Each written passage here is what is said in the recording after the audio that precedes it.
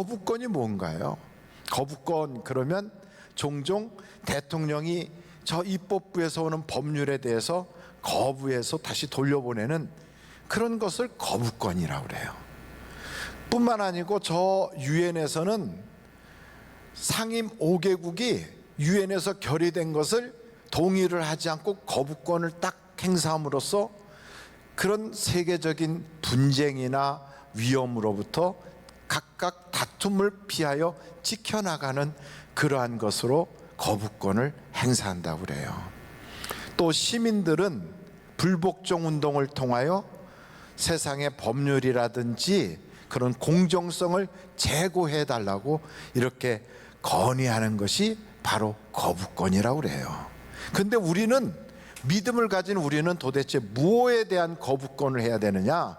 그 첫째가 자꾸 죽고 싶은 마음, 극단적인 선택을 하도록 우리에게 계속해서 주입하는 그러한 영적인 세력에 대해서 안 돼! 이렇게 탁 선을 그을 수 있는 그러한 거부권이 필요하다는 거예요. 여러분, 세상이 살기가 어려우면 자꾸 죽고 싶은 생각이 드는 경우가 있어요. 우울해서 죽고 싶고, 고독해서 죽고 싶고, 미래의 소망이 보이지 않아 죽고 싶고, 사업이 이제는 막바지에 꽉 다다라서 이제는 더 이상 헤쳐나갈 길이 없을 때 칵 죽어버리면 모든 것이 끝날 것 같은 생각으로 죽고 싶은 생각이 든단 말이죠. 그러나 여러분, 죽었다고 끝이 아니에요. 그 이후에는 심판이 있다는 걸 알아야 돼요.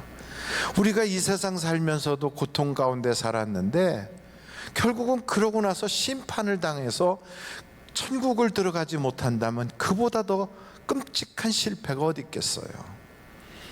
그리고 내가 세상을 떠나면 그 모든 빚더미라든지 이런 걸 우리의 가족들이 다 떠안지 않겠어요? 그러니까 아무리 어려워도 내가 버티고 있어야지. 가족을 잃은 슬픔에다가 경제적인 어려움까지 떠안게 되는 그런 극단적 선택은 우리가 극히 안 좋은 거지요. 그런데 마귀는 우리에게 계속 속입니다. 깨끗하게 끝나면 다 해결되는 거야 이러고 속여요. 근데 그런 속임이 우리에게 계속 전달될 때 여러분, 우리가 눈을 좀 옆으로 싹 돌리면 내가 혼자가 아니라는 걸 알 수 있어요. 내 옆에는 가족이 있구나. 나는 혼자가 아니구나. 날 위해서 기도해 주는 사람들이 있구나. 내 옆에는 성령님이 계시구나. 천군 천사가 있고 지금도 하나님의 아들 예수님이 날 위하여 기도하고 있구나. 이걸 안다면 그 고비를 넘어갈 수 있어요. 죽지 않고 살아남으면 살면 살게 되어 있어요. 그래서 여러분, 극단적 선택은 마귀가 우리를 계속 유혹하는 거기 때문에 아무리 어려워도 끝까지 버티는 거예요. 사업에 망했어도 이제 더 이상 살아갈 수가 없어서 인생이 실패했어도 그건 죄가 아니거든요. 혹시나 잘못돼서 아유 목사님 잘못돼서 내가 감옥이라도 가면, 그러면 거기서 버티면서 살아남으면 나중에 쨍 하고 해 뜰 날이 온단 말이에요. 아무리 어려워도 살아남으면 밝게 하나님이 회복시켜주는 날이 오게 돼 있어요. 왜냐하면 우리가 믿는 신앙은 부활신앙이거든요. 감옥에 가지 않고 버티는 건 더 좋지만, 그러나 감옥에 간다면 성경에 보면 감옥 갔던 사람들이 꽤 있어요. 요셉도 감옥 갔잖아요. 다윗도 저 블레셋에서 감옥 생활을 했거든요. 그리고 바울과 실라도 감옥에 갔었죠. 성경에 보면 다니엘도 사자굴에 들어갔어요. 감옥 생활은 예수님도 하셨어요. 그런 것 보면 아무리 우리가 정말 불명예스러운 것 같아도 그 속에서 기도하며 그 고비와 어려움을 극복하고 나가면 또 좋은 날이 오게 돼 있어요. 그래서 여러분, 우리가 안 돼요 하고 탁 거절해야 될 것은 죽어라 죽어라 죽어라 하고 우리에게 계속 공격하는 그 영적 어둠의 세력을 우리는 탁 거절해야 돼요.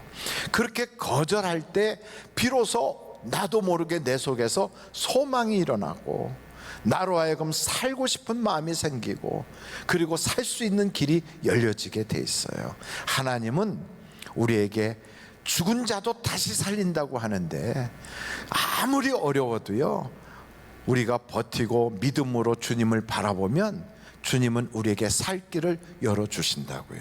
역전의 인생이 있다는 걸 꼭 잊지 않기를 간절히 바랍니다. 그래서 그런 고비마다 기도로 넘어갔던 수많은 거장들이 있어요. 그래서 우리는 신앙생활을 너무 조급하게 마무리 짓지 않는 그 마음이 꼭 필요합니다.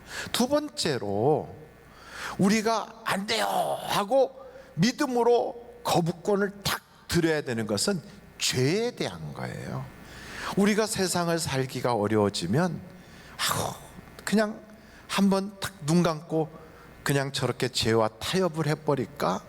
안 좋은 일에 내가 연루돼서 한번 이번에 그 위기를 벗어나 볼까? 하는 유혹이 우리에게 찾아올 수도 있어요. 그런데 여러분, 그 한 번이라고 생각하는 그 죄가 무료가 아니에요. 죄는 반드시 값을 지불해야 돼요. 죄의 값은 성경은 뭐라고 얘기하냐면 사망이다 그래요.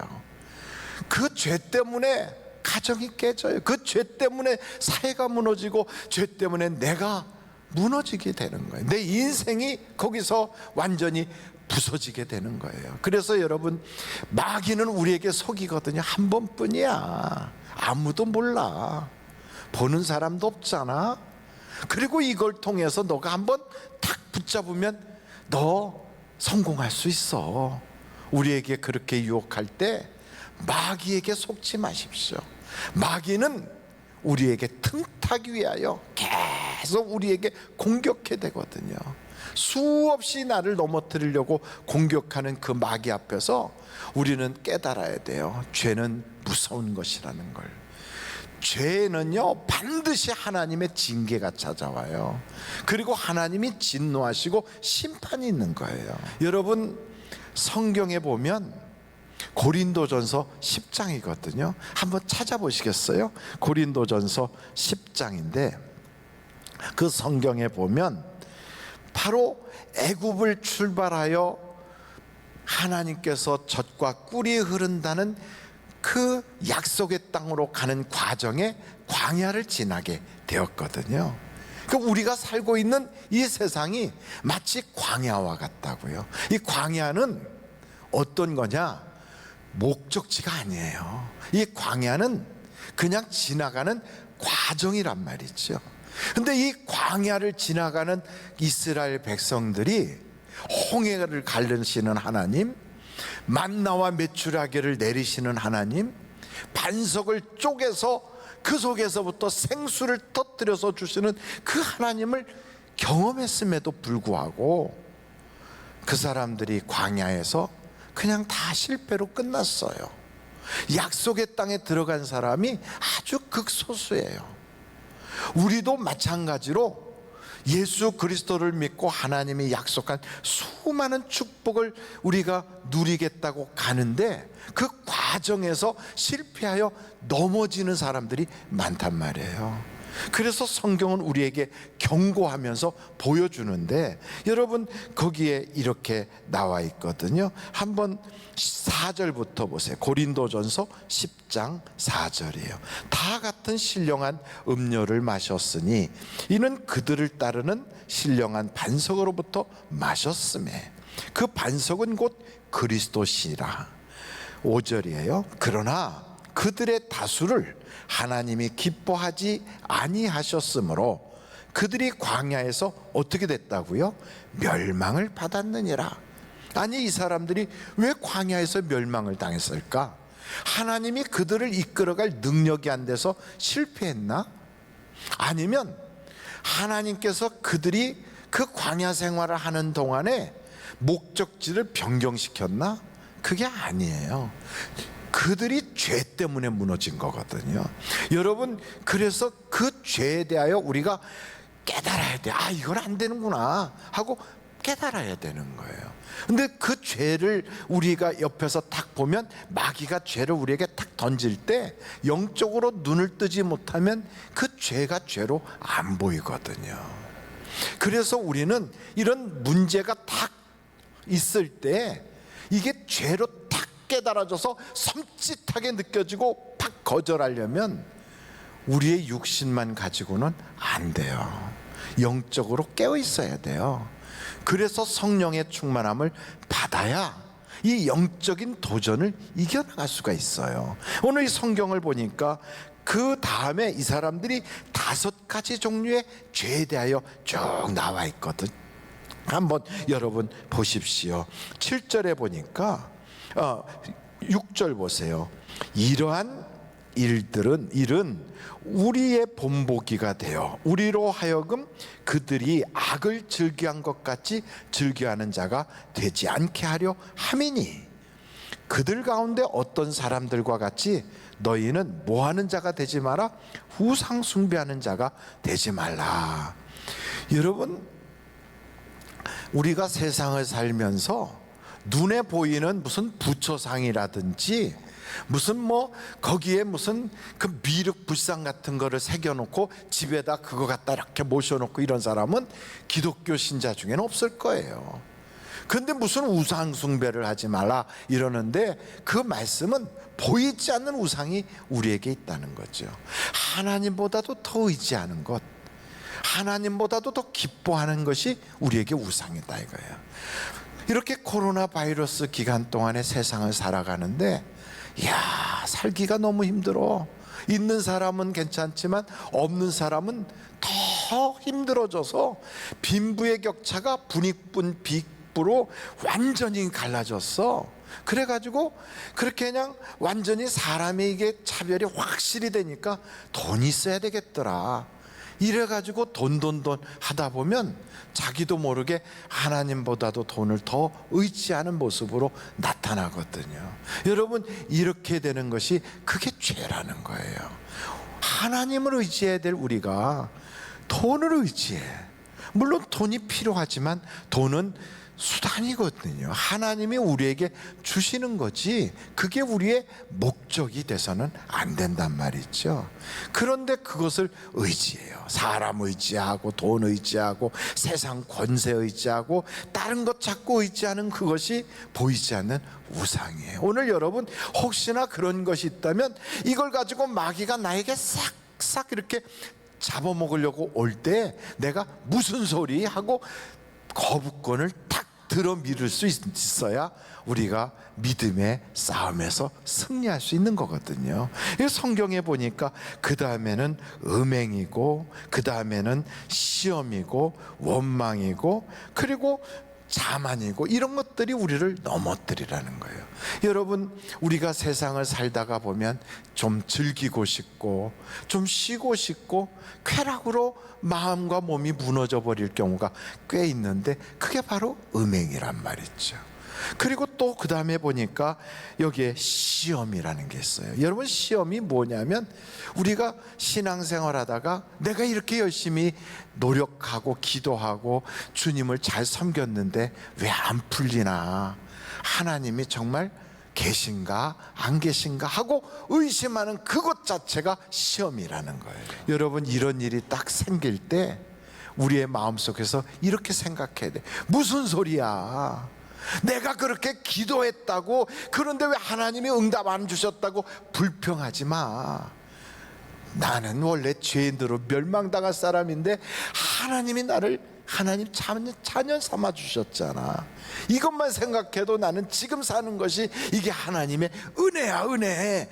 이렇게 여긴다면 여러분, 마귀가 나에게 싹 공격할 때 영적으로 차단막을 딱 치는 거예요. 그래서 여러분, 우리는 신앙생활할 때 하나님이 주신 은혜를 하나하나 세어볼 수 있어야 돼요. 지금까지 지내온 것 주님의 크신 은혜라, 이렇게 생각하면서 세상 살기가 어려울 때마다 그거 생각하면 마귀가 던져놓는 수많은 공격들을 우리가 다 막아낼 수가 있어요. 이 성경을 이렇게 보니까 원망할 자리에서 원망하지 않고 믿음으로 감사했던 수많은 사람들, 그들이 대부분 어떤 사람들이었냐면 하나님의 약속을 굳게 잡은 사람이에요. 환경과 현실을 보는 게 아니라 하나님의 약속을 믿는 사람들이거든.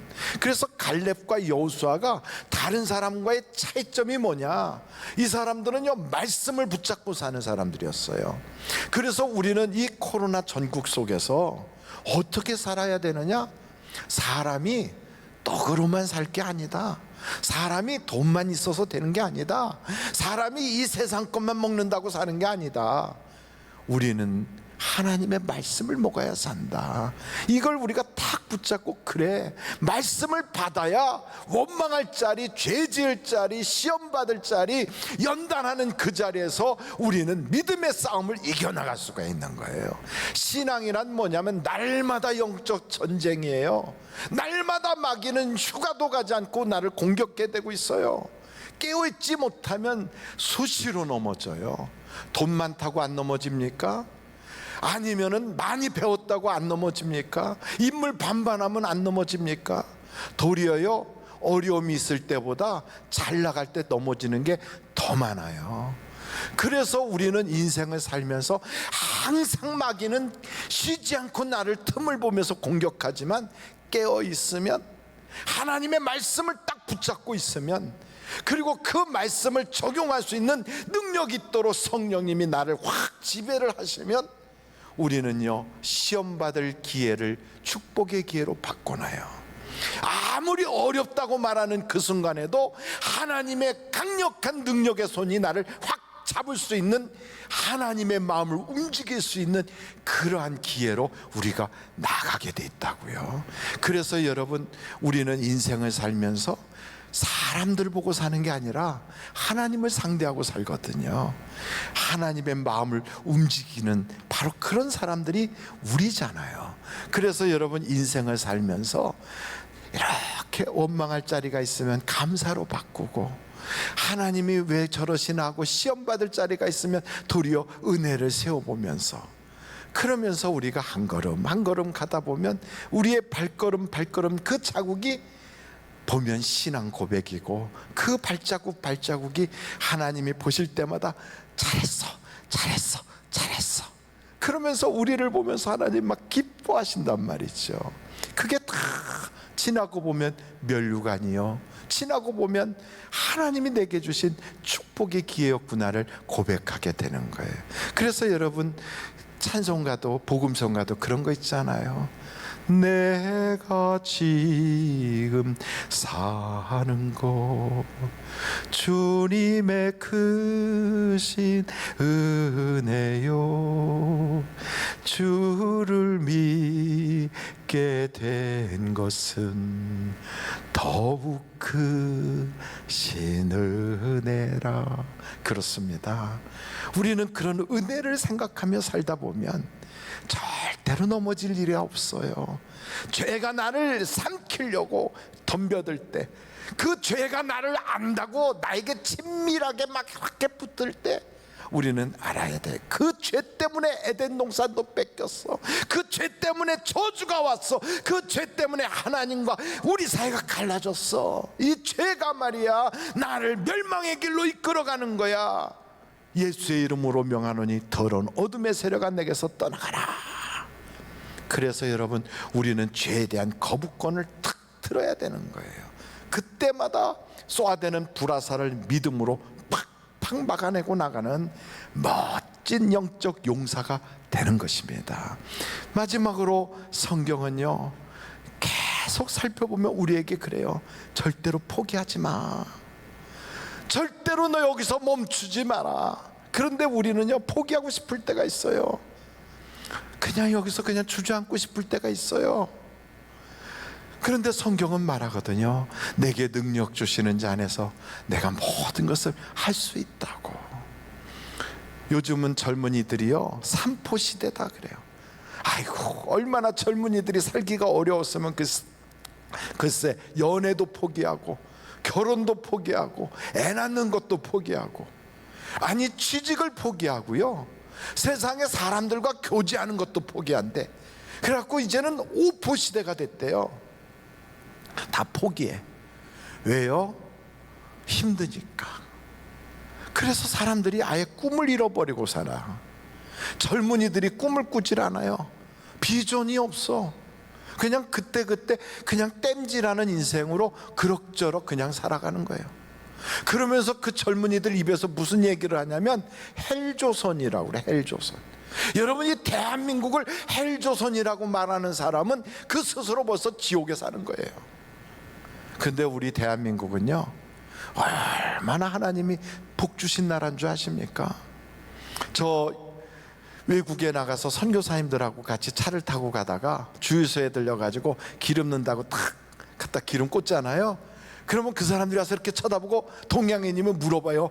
어디서 왔냐고. 코리안이라고 그러잖아요. 그러면 한국을 어떻게 하면 갈 수 있느냐고 막 그래요. 한국 가고 싶다고. 네팔에서는요, 한국 가고 싶은 아이들이 거기 있는 사람들이 한국어를 배우는 학원으로 막 때로 몰려 들어가요. 방글라데시도 그렇지요. 미얀마, 캄보디아, 세계 곳곳에서 한국에 오고 싶다고 얼마나 많은 사람들이, 인도네시아, 필리핀, 저 파키스탄 이런 데서 한국을요 막 엄청나게 오고 싶어하는 그런 나라로 생각해요. 근데 우리는요, 태어나고 보니까 대한민국이에요. 얼마나 큰 복을 받았습니까?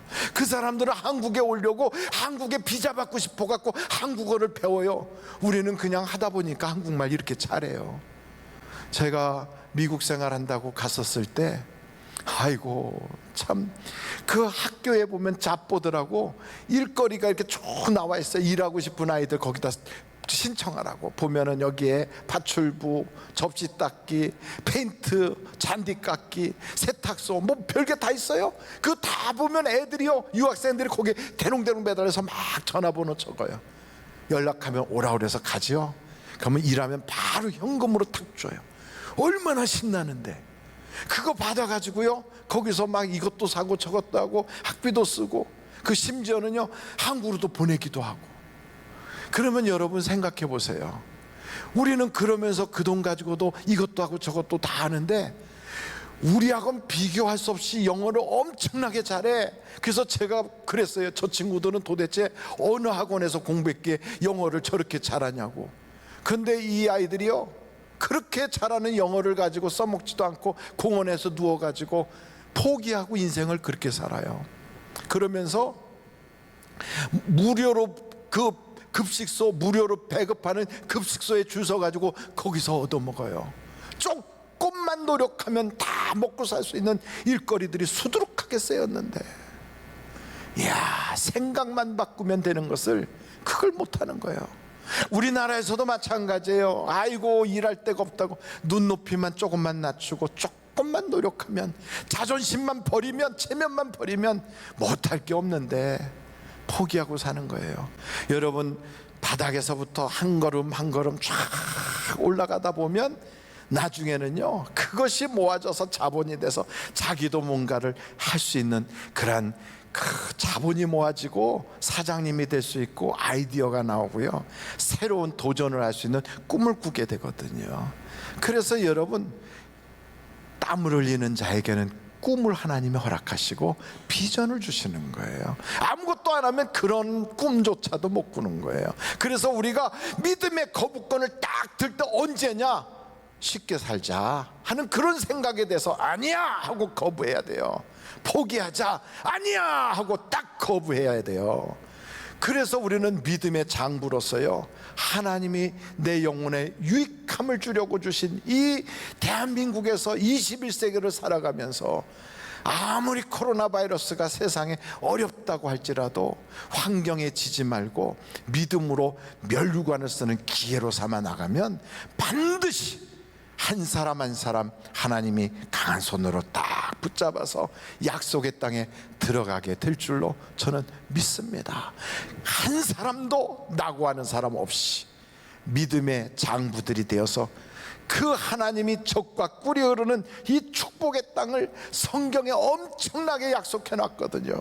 이것을 다 누리는 우리 성도님들 다 되시기를 주님의 이름으로 축원합니다.